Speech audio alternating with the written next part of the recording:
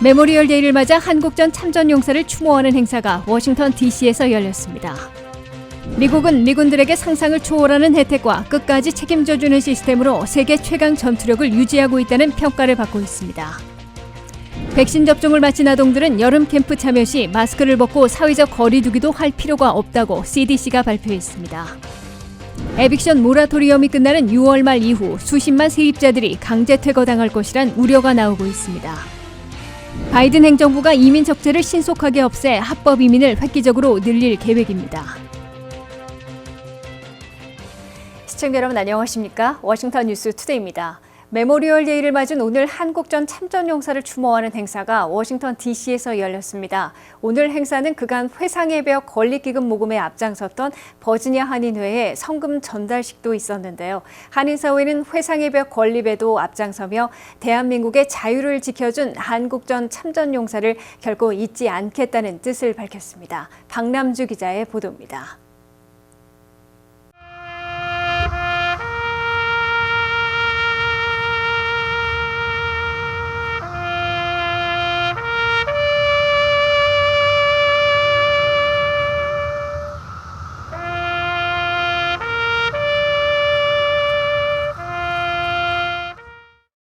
메모리얼 데이를 맞아 한국전 참전 용사를 기리는 추모 행사가 워싱턴 DC 한국전 참전 기념공원에서 열렸습니다. 오늘 행사에는 존 틸러리 한국 참전 용사 추모재단 이사장과 이수혁 주미대사, 유미 호건 메릴랜드주 영부인, 은영재 버지니아 한인회 회장 등이 참석했습니다. 존 틸러리 이사장은 대한민국의 민주주의를 이루는 데 큰 역할을 한 한국전 참전 용사들을 잊지 말아야 한다며 특히 회상의 벽 건립 사업이 순조롭게 진행될 수 있도록 최선을 다하고 있다 밝혔습니다. It is to educate over 4 million people who come here every year. 4 million people come and see this memorial. So it's to educate them on the cost of war and the cost of freedom. And maybe more importantly, most importantly, it's to recognize those who paid the ultimate sacrifice for a free, democratic, global Korea. And I want to thank the people of Korea. 갑시다. 이수혁 주미대사도 매년 열리는 한국전 추모 행사와 회상의 벽 건립으로 한미동맹이 한층 더 강화될 것으로 기대한다 말했습니다. 앞으로 한미동맹이 더욱더 강화돼서 양국 간의 협력이 모든 차원으로 발전되어 가고 이를 그렇게 기원을 하고 또 그렇게 노력을 하겠습니다. 특히 오늘 행사에서는 버지니아 한인회가 회상의 벽 건립을 위해 그동안 모은 11만 달러의 성금을 전달해 더욱 뜻깊은 자리가 됐습니다. 은영재 회장은 우리 후손들도 회상의 벽을 건립하는데 우리 한인들의 힘이 보태진 걸 안다면 자랑스러워할 것이라며 감회가 남다르다 밝혔습니다. 그래도 저희들이 교포가 여기서 버지니아 한인회라는 단체로 통해서 11만 불을 또 회상의 벽에 준다는 게 너무너무 감사합니다. 그리고 우리 후대 자손들이 항상 회상의 벽에 기금을 마련했다는 거에 대해서 자부심을 갖고 유미 호건 여사는 회상의 벽 건립 공사를 위해 한국과 미국 양국의 대통령이 첫 삽을 뜬 이후 메릴랜드 주를 비롯한 많은 한인들이 기금을 모아주고 있어 뿌듯하다 전했습니다. 우리 한인들이 정말 많이 힘쓰셔서 정말 뿌듯하게 생각합니다. 이 싸워주시는 한국 전쟁에 가서 싸워주시는 그분들의 그 목숨이 헛되지 않게 우리가 다 표시하는 거 이거 너무너무 감사하게 생각합니다. 이번 기금 전달로 한층 더 속도를 낼 것으로 보이는 회상의 벽 건립 사업은 총 공사 기간만 18개월이 걸리고 2,200만 달러가 소요되는 사업으로 미국 한국 참전용사 추모재단이 추진하고 있습니다. 한국전 전사자의 이름이 새겨질 회상의 벽은 내년 여름에는 완공돼 일반에 공개될 예정입니다. WKTV 뉴스 박남주입니다. 메모리얼 데이를 맞은 미국은 국가에 봉사하는 미군들에게 상상을 초월하는 혜택과 끝까지 책임져주는 시스템으로 세계 최강 미군 전투력을 유지하고 있다는 평가를 받고 있습니다. 135만 현역 미군들은 현재 기초 군사훈련 기간 중 시민권을 취득할 수 있고 사병에서 대학에 진학해 학비 전액과 렌트비까지 받아 무료로 학위를 취득한 후 장교가 될 수 있으며 공짜 여행과 의료치료, 면세점 이용 등 엄청난 혜택을 받고 있습니다. 한면택 기자가 보도합니다. 메모리얼 데이를 맞은 미국은 나라와 세계의 자유와 평화, 민주주의를 지키려다가 희생하고 산화한 호국영령들의 숭고한 뜻을 기리면서 현역 미군들에게도 최대한의 경의를 표시하고 있습니다. 미국은 135만 현역 미군들과 44만 국가방위군을 비롯한 85만 예비군을 운용하며 세계 최강의 군사력을 과시하고 있습니다. 미국은 특히 모병하는 135만 현역 미군들에게는 입대부터 제대, 퇴역, 복무 중 전사에 이르기까지 엄청난 혜택을 제공하며 국가가 끝까지 책임져주는 시스템으로 최강 전력을 유지하고 있는 것으로 평가받고 있습니다. 통상 4년간 복무하는 사병 입대 시부터 사이버 전문가나 정보 분석, 정보통신, 컴퓨터, 위성 등 특수병과 능력 소지자들, 특수부대 지망자들을 중심으로 3,000달러에서 15,000달러의 현금 보너스를 지급합니다.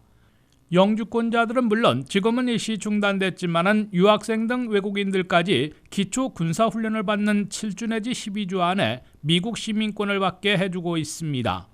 한 달에 2등병은 1,950달러, 1병 2,170달러, 상병 2,650달러씩의 월급에다가 각종 수당은 물론 지역별 시사에 따른 렌트비를 수천 달러씩 전액 제공하고 있습니다.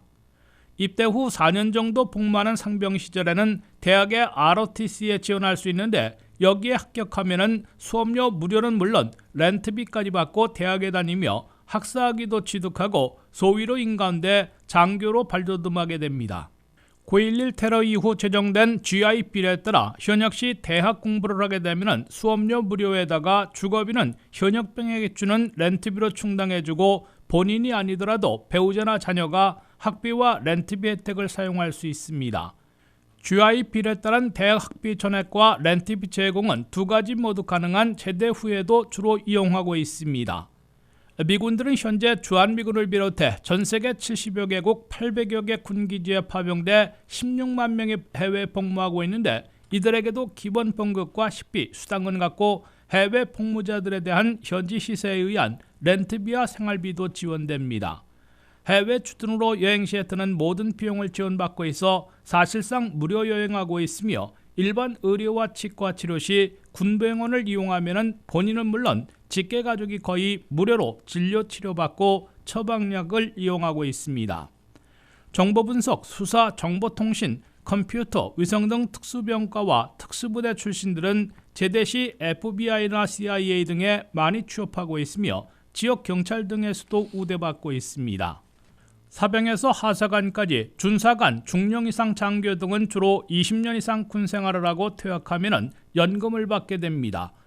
미군에서 제대하거나 퇴역하면 내 집을 살 때 VA론으로 한 푼 없이 전액융자 받아 충당할 수 있어 일반인들이 집값의 20%나 목돈을 내야 하는 것에 비하면 큰 혜택을 누리게 됩니다. WKTV 뉴스 한면택입니다. 아이들의 방학을 앞두고 여름 캠프 보내야 하나 고민하시는 분들 많으실 텐데요.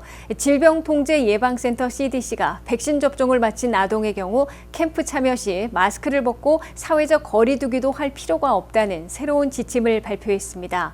CDC의 이번 결정으로 팬데믹 동안 학습 결손과 정서적 문제를 겪었던 아이들이 자유로운 여름 캠프 활동을 통해 그간의 어려움을 만회할 수 있기를 기대해 봅니다. 박남주 기자입니다. 질병통제예방센터 CDC가 여름방학을 앞두고 여름 캠프 참가자에 대한 마스크 지침을 내놨습니다. CDC에 따르면 백신 접종을 완료한 어린이들은 이제 여름 캠프 참여 시 마스크를 벗을 수 있습니다. 사회적 거리 두기도 지킬 필요가 없습니다. 미국의 많은 부모들은 아이들이 지난 1년간 대부분의 시간을 온라인 수업으로 보낸 만큼 이번 여름에는 또래들과 함께 어울려 그간의 학습 결손을 해결하고 정서적으로도 도움을 받길 바라고 있습니다. 팬데믹 이전 미국에서는 매년 600만 명 이상의 아동들이 어떠한 형태로든 여름 캠프에 참여해왔습니다. 지난해의 경우 여름 캠프의 80% 이상이 취소된 바 있으나 올해는 소규모 여름 캠프를 중심으로 다시 아동을 모으기 시작할 것으로 보입니다. CDC의 여름 캠프 권고안을 살펴보면 캠프는 12세 이상의 모든 직원과 참가자가 캠프에 참여하기 전에 백신 접종을 완료하도록 적극 권장해야 합니다. 캠프에 참여하는 직원과 아동들이 백신 접종을 모두 완료한 경우 마스크나 사회적 거리 두기 없이 모든 활동을 할 수 있습니다. 백신을 맞지 않은 아동의 경우 마스크를 착용해야 하며 캠프 참가 중 코로나19 증상이 있으면 격리됩니다. 백신 접종을 완료했다면 코로나19 감염자와 밀착 접촉을 한 경우라도 코로나19 음성 테스트를 받거나 격리할 필요가 없습니다. 실제로 미국의 학교에서는 같은 집에 거주하는 가족이 코로나19 증상이 있는 경우라도 백신을 맞은 아동이라면 계속해서 학교에 출석하도록 하고 있습니다. CDC는 캠프 측은 손이 닿은 물건과 표면을 정기적으로 소독하고 환기를 자주 시키며 가급적 야외 활동을 하도록 해야 한다고 권고하고 있습니다. 낮에만 캠프에 참여하는 경우 부모들은 매일 자녀의 코로나19 증상을 살펴 증상이 있는 경우 집에 머물도록 해야 합니다. CDC는 아이들이 캠프에 참여하는 것은 신체적 정서적으로 도움이 되는 만큼 백신을 맞고 안전한 상태에서 캠프에 참여하는 것이 최선의 방법이라 조언합니다. 현재 미국에서는 12세 이상이면 누구나 백신을 맞을 수 있으며 최소 한 번 이상 백신을 맞은 12세 이상 인구는 59.8%, 완전 접종 비율은 48.2%입니다. 미 소아과 협회는 팬데믹이 시작된 이래 394만 명의 어린이가 코로나19에 감염됐지만 어린이의 경우 중증 사례로 이어지는 경우는 드물다 밝히고 있습니다. WKTV 뉴스 박남주입니다. 연방 차원의 강제 퇴거 중지령이 끝나는 6월 말 이후 수십만 세입자들이 한꺼번에 강제 퇴거 위기에 빠지는 대혼란을 겪을 것으로 우려되고 있습니다. 특히 흑인들과 저소득 노년층 세입자들이 살던 집에서 대거 쫓겨나는 사태가 벌어질 것으로 경고되고 있습니다. 코로나 사태로 연장 시행돼 온 연방 차원의 강제 퇴거 중지령, 즉 에빅션 모라토리엄이 6월 30일자로 끝나고 법적 소송에 걸려 재연장이 어려워지면서 수많은 세입자들이 살던 집에서 강제로 쫓겨나는 사태가 현실화되지 않을까 예의주시되고 있습니다. CDC가 건강 위기를 내세워 지난해 9월부터 연장 시행돼 온 연방 차원의 강제 퇴거 중지령은 6월 30일자로 끝나가는데도 법적 소송에서 연장 권한이 없다는 판결까지 나와 재연장이 가능할지 불투명해 보입니다. 경제 분석가들은 만약 연방 차원의 강제 퇴거 중지령이 6월 30일자로 끝나면 실제로 살던 집에서 쫓겨나는 세입자들이 급증하게 될 것으로 경고하고 있습니다. 현재 미 전역에서 세입자 1,100만 가구나 렌트비를 못 내고 있거나 밀리고 있는 것으로 나타났습니다. 밀린 렌트비 총액은 무려 700억 달러나 되는 것으로 CNBC 방송은 전했습니다. 플로리다와 사우스캐롤라이나는 세입자 4가구당 1가구꼴로 렌트비를 못 내고 있습니다. 메릴랜드, 캘리포니아, 뉴욕, 뉴저지, 조지아 등은 렌트비를 밀리고 있는 세입자 비율이 20% 안팎으로 높은 수준을 기록하고 있습니다. 버지니아, 펜실베니아, 일리노이 등은 15% 안팎을 보이고 있습니다. 렌트비를 밀리고 있는 세입자들 가운데 흑인 세입자들이 백인 세입자들보다 4배나 높은 것으로 나타났습니다. 연소득 2만 5천 달러 이하의 저소득층과 2만 5천 달러에서 3만 5천 달러 사이가 각 20%를 차지하고 있으며 3만 5천 달러에서 5만 달러 사이가 14%를 기록하고 있습니다. 연방의회에서 2차례에 걸쳐 450억 달러를 렌트비 보조금으로 각 지역에 내려보냈으나 각 지역에서 아직도 집행하지 못하고 있어 렌트비 못 내는 세입자들이 살던 집에서 쫓겨나지 않게 극적인 도움을 주지 못하고 있습니다. 만약 6월까지 렌트비 보조금이 집행되지 못하고 에빅션 모라토리엄도 연장 없이 끝나버리면 집 소유주들과 아파트먼트 회사들이 올 하반기에는 대거 강제 퇴거령을 발동하고 강제 퇴거를 집행하기 시작할 것으로 예고되고 있습니다. 그럴 경우 65세 이상 노년층 10만 명과 55세에서 64세 사이에 45만 명이나 2달 안에 강제 퇴거당할 것으로 크게 우려하고 있는 것으로 조사되고 있습니다.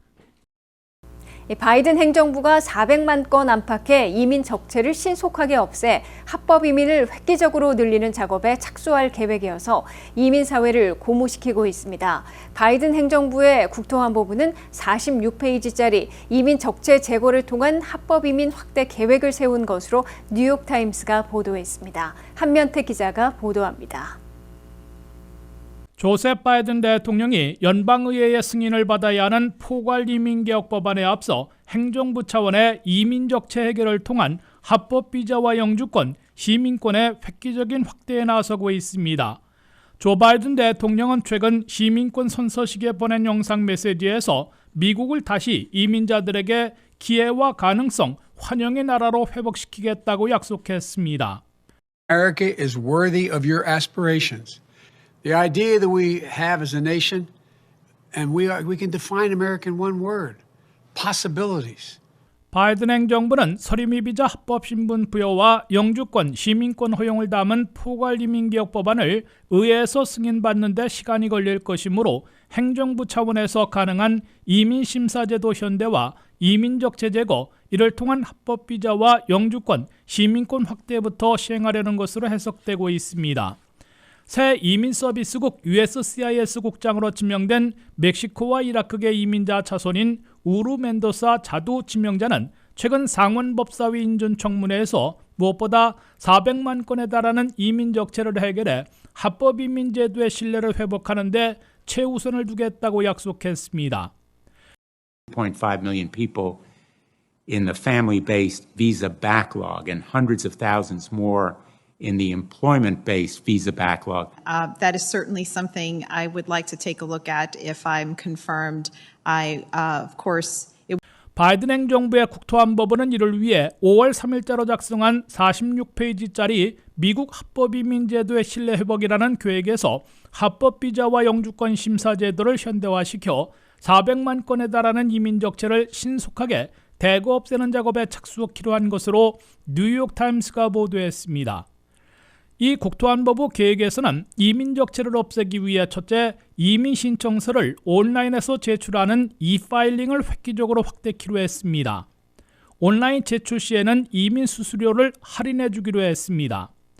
둘째, 이민 적체 주요인으로 꼽혀온 대면 인터뷰를 영상 인터뷰로 대거 전환키로 했습니다. 셋째, 이민 수속을 수개월씩 늦춰온 RFE, 즉 보충 서류 요구를 최대한 자제하기로 했습니다. 넷째, H-1B 전문직 취업 비자를 다시 활성화하고 외국인 창업 비자를 신설키로 했습니다. 이러한 이민 수속 개선 절차만 시행해도 가족 이민 376만 건, 취업 이민 21만 건 등 400만 건에 달하는 이민 적체를 신속하게 없애 그만큼 합법 비자와 영주권자들을 획기적으로 늘리게 될 것으로 보입니다. 또한 90만 건 이상 밀려있는 미국 시민권 신청서도 신속 처리해 귀화 시민권자들도 대폭 확대하게 될 것으로 예고되고 있습니다. WKTV 뉴스 한면택입니다.